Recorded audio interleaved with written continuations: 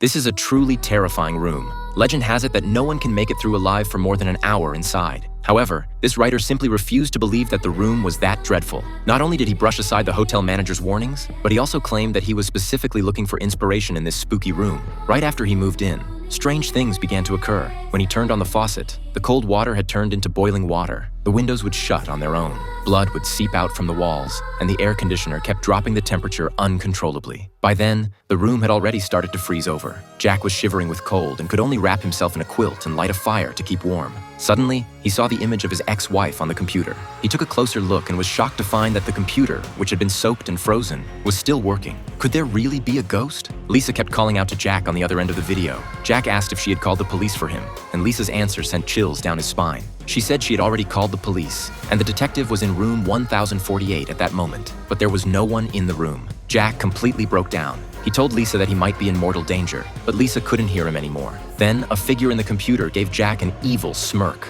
All of a sudden, the hotel started to collapse. The whole room shook violently, and a fierce storm erupted right inside the room. The mural on the wall seemed to come alive, and the boat in it began to sail. Jack picked up a wooden stick and was about to smash the painting when the seawater in the painting gushed out and submerged him in an instant. Jack gradually lost consciousness in the water. When he woke up again, he found himself lying in a hospital bed, and Lisa was right there in front of him. Jack wondered if everything that had just happened was just a dream. He asked Lisa about the hotel, and she replied that Jack had been sent to the hospital after drowning while surfing at the beach. Then Jack suddenly remembered that before checking into the hotel, he had an incident of drowning while surfing. Could all those terrifying things in the hotel really just be a dream? Jack finally felt relieved. After being discharged from the hospital, Jack managed to win Lisa back. He even wrote a novel based on his dream experience and planned to send it to a publishing house. But to his horror, he found that the delivery man was actually the hotel waiter. In an instant, the familiar scene flashed before his eyes again. The post office had turned into room 1408. Jack had never actually escaped. Everything that had happened wasn't a dream either.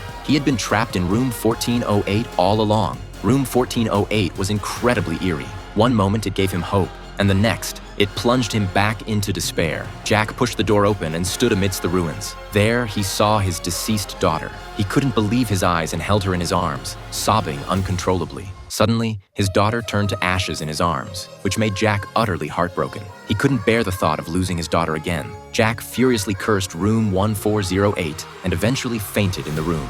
An hour passed, and the room returned to its original state. But what awaited Jack was another hour of horror. Just then, the hotel phone rang. When Jack answered it, the person on the other end told him that this terrifying cycle would repeat indefinitely, and the only way to end it was to check out. At that moment, a rope appeared in the room. That was the so-called checkout method.